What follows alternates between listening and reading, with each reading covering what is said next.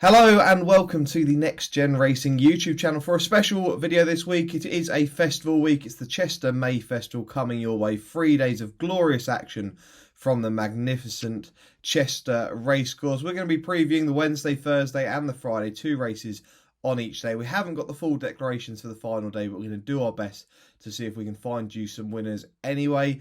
Before we do so, Jack, we should probably have a quick discussion with regards to the Guineas that happened over the weekend. The 2000 and 1000, 2001 by Chaldean, and also we had the 1001 by Morge, and an excellent battle with Tahira. Really was magnificent to see.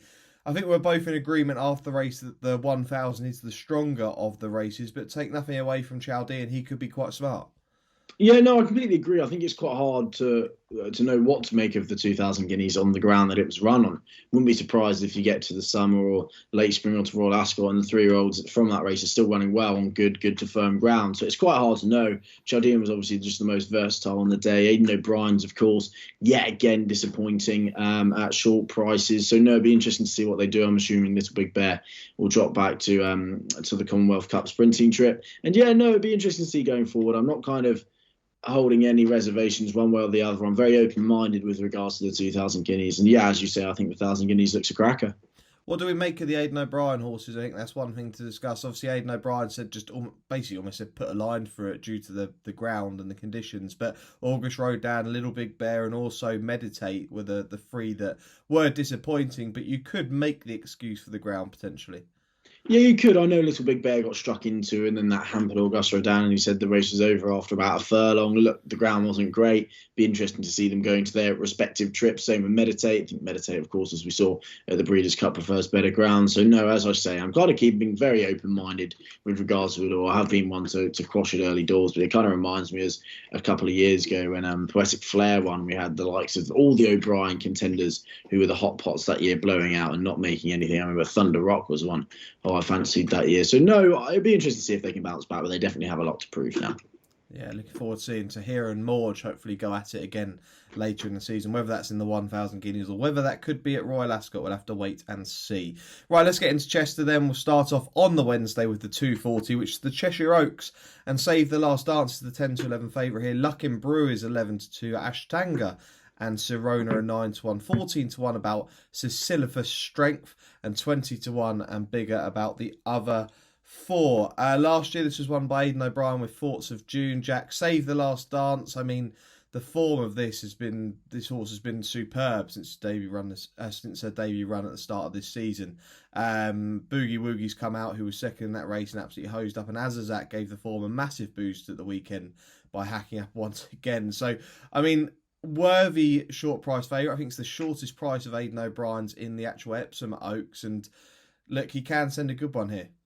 Yeah, no, 100%. Look, he's won 4 of the last 7. As you say, Save the Last Dance was very impressive last time out. She handled the ground. I think the trip's a slight question mark. The dam won over to 1.25 miles, so stepping up to this trip of, nearly 1.5 miles, mile 3 furlongs, and a 1.5 a furlong, even. Easy for me to say. It's a little bit interesting. I don't think the draw is too much of a worry in 5. It doesn't usually cause too many problems in the Cheshire Oaks, as we know at Chester it can do. But I'm probably going to go for a mug each way bet on Luck in Brew at 5 to 1.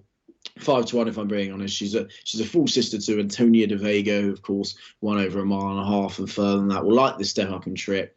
Of course, last time out, Kenofon, I think that's how you say it, was 4th in the Guineas, of course, on reappearance. So I think it could work out to be a useful bit of form. I think the Godolphin filly that won that could be quite useful. So I think the step up in trip could help. And who would have thought a race from Pontefract last year I'd be looking at now? So it'd be Luck in Brew for me each way.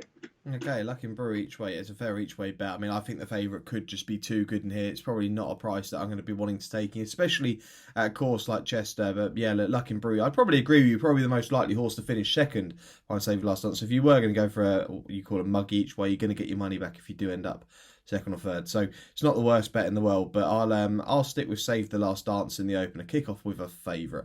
Let's go to the 3:15 then. That's the Chester Vase Stakes, where Arrest is the 4 to 6 favourite. Adelaide River is 4 to 1. Hadrianus is 5 to 1. Duke of Oxford 18 to 1, and Galactic Jack is 50 to 1. Arrest's original plan, Jack, from what I remember when we did the Sandown preview, was the classic trial at Sandown the weekend that it got called off. They've obviously decided to come here. I know that Fady Gosden, when speaking about this horse, was very, very excited. They've obviously also got, in terms of classic horses, Epictetus, who actually beat the Johnson horse that's in this race here. And I thought the Johnson horse actually ran a mighty race, Hadrianus, in that race. But I think they've got this feeling that Arrest is probably one of their better classic horses, and 4-6, it's clear to see why. Yeah, 100%. I think this is a race to definitely stay away from. You've got Rest at the top of the market. You've got Aidan O'Brien, who's won 7 of the last 9 races. You'd be brave to oppose him. Of course, Rest and Adelaide River coming from the same race in France last year at Saint-Cloud. And then, of course, Dubai Mile, who actually won the race, gave a good account, won 5th in the Guineas. So, look, that looks like a rock-solid piece of form. Arrest is probably the best horse in the race, but look, at 4-6 on seasonal reappearance, you're not going to be getting involved, are you? If Hadrianus was drawn on the inside, it would have been interesting to see if he could go out in front and try and make all and set the fractions. Look, from stall 5, I think he's going to have to try and get across, and it won't be all that easy. So look, I'll be sitting back and having a watch of this, but hopefully we see a superstar come from somewhere. Yeah, no, I think we could see a smart horse in this race, no matter who wins this. I think if Aidan O'Brien were to win it with Adelaide River, I think this horse could still be quite good as well. But yeah, I'd say Arrest is the most likely winner, but it looks like it could be a favourites double in the classic trials on day 1. We'll have to wait and see. Let's move on to day 2 then. Hopefully we can find something in here. We haven't actually got all the prices for some of these races, but we've got some of the entries. But the 240 at Chester on Thursday is the 1.25 mile D stakes, and the likes of Local Dynasty, Adelaide River is in here, Arrest is in here, probably unlikely to be running. You've got Londoner, you've got Passenger, San Antonio, Stormbuster. There are some very good horses in here, Jack. I found Local Dynasty very interesting. I think if Luck in Brew were to win on day 1, then this horse would get a lovely form boost. I thought San Antonio looked really good and hit the line really hard. Probably, in my opinion, could be the most likely winner if coming here. I thought that was really impressive at the start of the season. But I know you're quite a fan of the horse that's only had the 1 run, very unexposed, but Passenger. Yeah, I think, as you say, Local Dynasty is probably the most likely winner. But yeah, it was so hard not to be impressed by Passenger at Newmarket at the Craven meeting, wasn't it? I mean, you couldn't back him for love nor money on the day. He drifted from about 5-1 to 11-1, but he's absolutely bolted up. And Katab, who was beaten 3 lengths in the end in second, I don't think he's a bad gelding at all. He cost 180,000 guineas, and the third place, the boarding horse, I know was fancied on the day as well. But Passenger's brother won over 1 mile and a furlong to 1 mile and 3 furlongs. I think they step up and trip to 1 mile and a quarter. Shouldn't be a problem whatsoever. He travelled so powerfully that day, and I think we could have another exciting 3-year-old on our hands. So I do think Passenger is a very exciting 3-year-old going forward. Not too sure on the prices. Local Dynasty looks the one to beat, but I wouldn't be surprised if Passenger goes off second favourite and gives a very good account, and hopefully does the business. Yeah, and so Michael Stout, Jack, I mean, quick word on him, because he could have a really exciting season with some exciting horses. He obviously had a horse well backed for the Oaks over the weekend, an Infant Cosmos, who ran an almighty race, but he's got some really smart horses, Stout, this season. Yeah, it looks like it. Of course, we've got Desert Crown to come back out as well. But look, hopefully it does look like he's going to have another big season. Baybridge, of course, was a bit disappointing over in France. But look, Baybridge and Desert Crown flying the flag along with a few exciting 3-year-olds who are slightly going under the radar. It could be a big season for him yet again. Yeah, look, this is a good race. I'm looking forward to seeing who could end up in the entries for this race. But if Aidan O'Brien does San Antonio here, I don't know how big the price will be on this horse, considering it's an Aidan O'Brien runner. But this horse won really easily at Dundalk last time. I think Aidan O'Brien probably thinks this horse is a smarter 3-year-old than he was 2-year-old. I'd imagine, considering you've got Londoner in here who ran at the weekend. I think San Antonio is the most likely runner, and I'll take a chance on him. Local Dynasty probably will end up quite short, but Charlie Appleby's horse at Chester isn't something that you really consider. I don't actually think he has the best strike record there at Chester, so I'd probably be looking to take this horse on. Like I say, Luck in Brew could boost the form in the Cheshire Oaks for this horse. But yeah, I'll take a chance with San Antonio in the 240 at Chester on Thursday. Let's go on to the 3:15 then, which is the Ormonde Stakes. This is over 1 mile and 3/4. And Hamish is back in this race with William Haggis and Tom Marquardt. You've got Max Vega, Bolshoi Ballet, Changing of the Guard, Enemy, Isra, Lone Eagle, Old Harrovian, Sunshart, Tasman Bay, and River of Stars all at the moment entered. That will change later this afternoon. But I personally think, Jack, it's probably going to be quite boring because this horse will probably end up favourite, but I think Hamish could be quite a good thing in a race like this. Look, he won it last year. You want a horse that handles Chester, the only course and distance winner in the race. The horse has superb form, finishing in behind the back of Kyprios last season. Like, he's a course of this winner. If he gets the draw, he's going to be so tough to beat. No, fair enough. I actually think probably why one of my strongest fancies comes in this race as well, and it's not Hamish. I think changing the guard looks absolutely bang on to go well here. Of course, Hamish won this relatively comfortably last year. There's no denying that, but I think this year's opposition could be far superior if we get the declarations that I think we might get. But I think changing the guard, he's so still lightly raced as a 4-year-old now. He absolutely hacked up on reappearance last year, did the same at Chester in the Vase. He gave a good account when 5th in the Derby, and then landed the King with the 7th at Ascot to Grand Alliance. And we saw Grand Alliance pretty much hacked up last time out at Newbury in the John Porter. I think he'll handle the ground. He handles the track when he won here last year. A break shouldn't be a problem. And I just think, to be fair, all going well, he should actually just go and win this.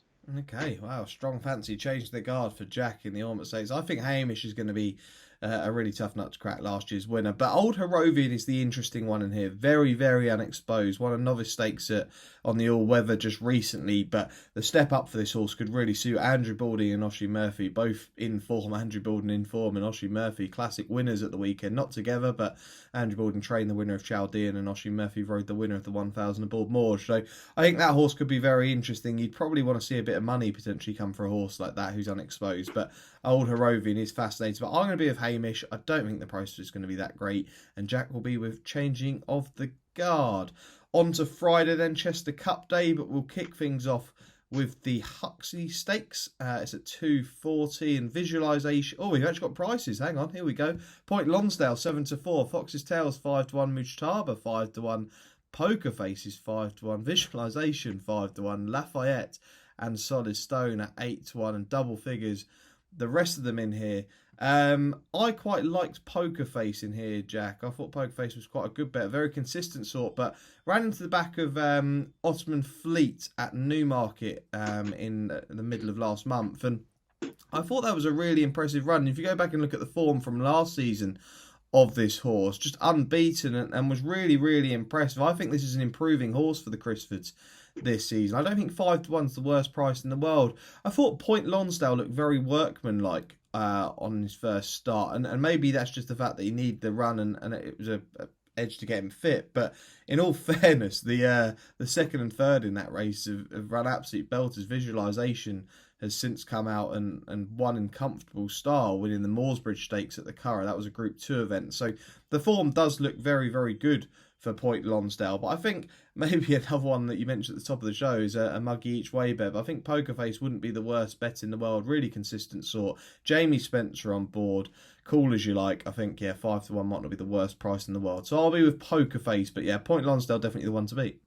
No, I completely agree. When I saw this race and I saw Point Lonsdale was going, I thought that definitely has to be one to take on because I think he's going to be chronically overbet. As you said, I wasn't too impressed, to be fair, with his reappearance. Look, he's clearly capable over 1.25 miles, but is he capable enough to be such a short favourite? Probably not. I think there's a couple of improving types in here. There's Mujtaba, who loved the testing conditions last time out in October when blowing away Fantastic Fox. I actually thought he'd be vying for favouritism, so I was surprised when I saw he was 5-1. But I mean, he's got a little bit to prove. He was a bit disappointing when favourite at the Lincoln last year after a break. He was favourite in the Cambridgeshire also when he was only 9th that day. But I think he's actually probably the most likely winner instead of Point Lonsdale. But other than that, I'm completely with you. I am going to be with Poker Face as well. No match for Ottoman Fleet. Ottoman Fleet, of course, has gone out to Belmont and won since as well. But I just have a feeling Jamie Spencer will be able to get him into a great rhythm. He looks like one of those horses where Jamie Spencer's going to be travelling delightfully around that tight bend at Chester. It depends what he's able to find there. But look, we don't know the draws just yet. But look, I'm happy to take on Point Lonsdale. And even if it means Mujtaba and Poker Face are the two that I'm going to go for, probably both as a little win bet, and so be it. But I think Poker Face can go very well here. Okay, Mushtar and Poker Face 2 potentially take on the favourite with for Jack. Obviously, like I say, we're waiting for the draws. It could affect the selections that we put up. But I think, yeah, Poker Face is made for Jamie Spencer. Literally, I can see him holding on to this horse around the bend for as long as possible and letting this horse go. And we saw that at the weekend aboard the George Bowie horse Via Sistina, which was a very cocky ride. Let's go on to Chester's big highlight, the Chester Cup, one of the biggest trophies in racing. It's the 3:15. And Novel Legend is the 9-2 favourite. Falcon 8 is 9-1. Green Book is also 9-1. Metier and Zoffy are 12-1. Rajinsky 14-1. Call My Bluff 16-1, along with Isra and Mountain Road and Bigger. The rest of them in here.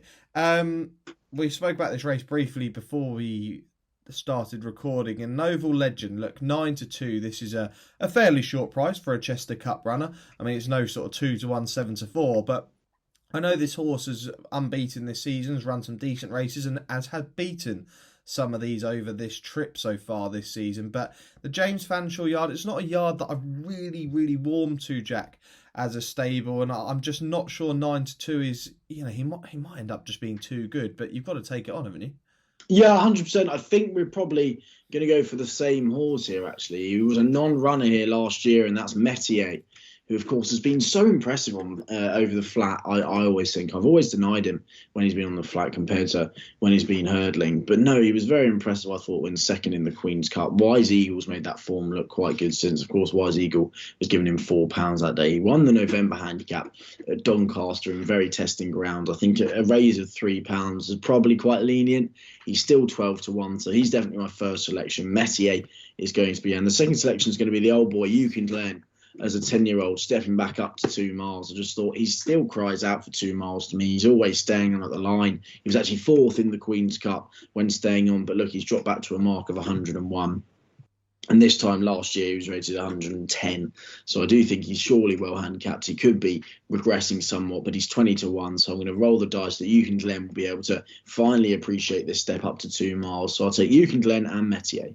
Good old Yukon Glen, Jim Goldie and Paul Morenon already dropped up at 20-1. But yeah, I'm with Jack. Look, Metier is probably the one for me. A non-runner in this last year. But again, like Jack said, probably is actually underrated on the flat. Might even be just as good a flat performer as hurdle performer, maybe even better, really. I just think this horse, I mean, Safi Osborne's got a really good ride here. But it's that second you've got to look at behind Wise Eagle. The performance of Wise Eagle in the Sagaro Stakes was very strong. That could end up being a very strong handicap, actually.